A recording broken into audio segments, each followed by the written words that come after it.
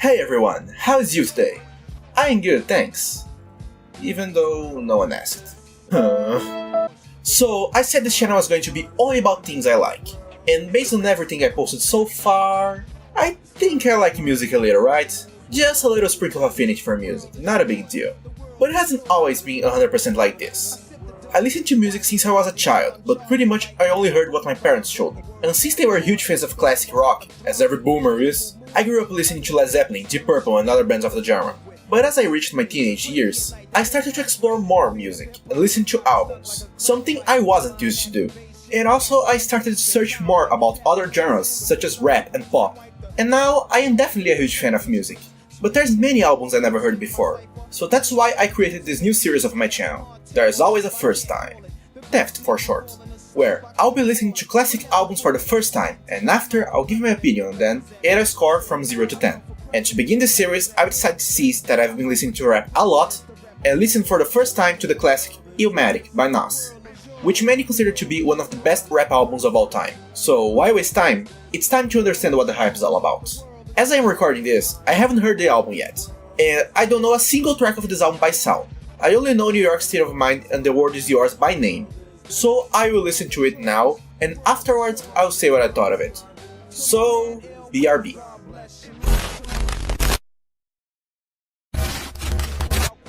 Well, okay, that was truly something.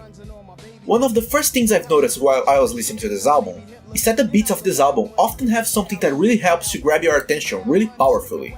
That's the case of New York State of Mind, that the main piano line has this really dark and slightly depressing mood to it. Listening to it separately of the song gives me the sensation that the song is going to be about how reality can be dreadful, which is something appropriate considering the lyrics of the song deal with violence in New York. At least that's what I understood from the lyrics in the first listen. Another example of these attention-hooking beats is in the song The World Is Yours, that the beat has this really smooth jazz playing in undertone that is complemented by this sort of beeps.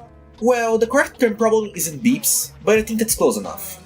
Anyway, these beeps are interesting because they add a contrast to the smooth jazz playing in the background, since they are a bit aggressive, and at least to me helps to call my attention more to the song, because it also gives a sense of urgency to me. These two are the most notable examples of really distinct beats in this album, but the album is filled with them. I feel like I could talk for hours about it, so just so I can get more points across faster, I'll just mention these two. Another aspect of his album that really caught my attention is the way Nas delivers his messages. I have a bit of a struggle understanding lyrics of rap songs the first time I hear them, but based on what I understood this time around, I can really see why Nas is so renowned when it comes to lyricism. And the main thing that made me understand that was the album's last song, It Ain't Hard to Tell. That while I was hearing it, I realized he was using some really interesting wordplay, with a lot of unconventional words in song lyrics. The ones I remember noticing were burial and magnetize. That really caught my attention in the first place, because he was going for something out of the conventional to express what he had in mind. And I'm not gonna lie that I kinda cheated a bit on this one because after I finished the album I decided to read the lyrics of the song, only so I could understand better its context. And wow, I'm not usually a big fan of rap songs where it's basically the artist just boasting himself. I feel like that's a little too cocky. But damn, this time around he truly has a point. I mean, how often can you see a rapper do references to Stephen King and Aesop in their songs? It's not very often, and I got to give him a lot of credit for that. But not only that, the metaphors used not only in the song but also the whole album is a sheer evidence that Nas is an incredibly creative lyricist. Okay, so now it's time to talk a little about the tracks that stood out for me, mostly for good reasons, of course. In my normal album review format, I usually call this spot the positive and negative highlights. But since we're talking about classic albums in the series, I'll be addressing them with something that will show more my own taste instead of a critical point of view. So here are my favorite songs of the album. Okay, so the first track I really liked is the album's intro, the Genesis. The reason why the intro is featured here is because in most of these cases, intros, outros, and interludes are often tracks that we only listen when we listen to the whole album, since they add to the overall experience. But the Genesis is not one of those. The beat is among my favorites of the whole album, and the rapping, that I can't tell if it emulates a conversation or if it's an actual conversation being rapped, is a really cool concept. Both aspects make it a simple opening to the album that really caught my attention when I heard it. I legit feel like I might listen to the song by itself afterwards. The second track I'm talking here is, you guessed it, New York State of Mind. I mean, as I said once before, the beat is certainly unique, and therefore it stands out a lot, And the rapping, I think it's needless to say that the lyrics are great. Lyric-wise, this album as a genre is incredibly well done. I feel like there isn't much to say about this track that you're probably already familiar with, either because you already know this track or because I've mentioned before. So the next track I'll be mentioning is the song Halftime.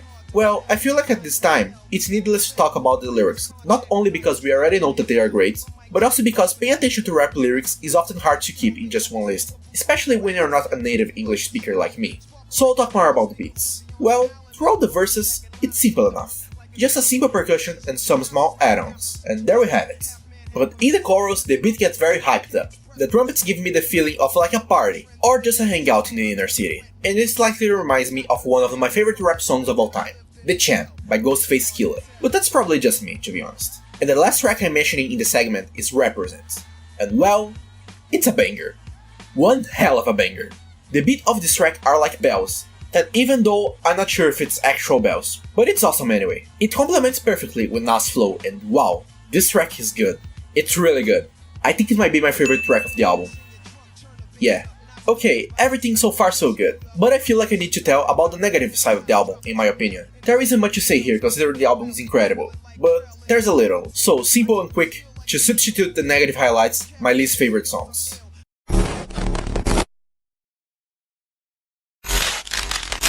I said least favorite songs, but it's actually only one song I'm mentioning here. One Time for Your Mind. It's not that the song is bad, in fact it's exactly the opposite of it. It's a really good song, but in comparison to the rest of the album, I feel like it's the most forgettable track that Illmatic has to offer. I do believe that this is something personal, but that's the only song of this album that when I heard, I was left with the feeling like, that's it? Maybe it's because the song has a really simple beat that barely varies throughout the song, which makes to me the song a little, I wouldn't say boring, it's more like less interesting, even though it's by no means a bad track. I feel like this song is just not for me. Well, that was Illmatic. Initially when I started listening to this album, since I had no idea of the sound that was coming, I was expecting a lot of powerful beats and intense breakdowns.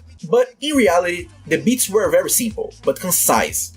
Definitely the focus of the album was in Nas' lyrics, which considering the fact that it's kinda hard to understand all the references and slangs when English isn't your mother language, makes me feel like I lost a significant fraction of this album. But based on everything I heard, and everything I could enjoy, I can for sure say that this album truly deserves its status as a classic. For this first impression of Illmatic, I'm giving it a 9.3 out of 10.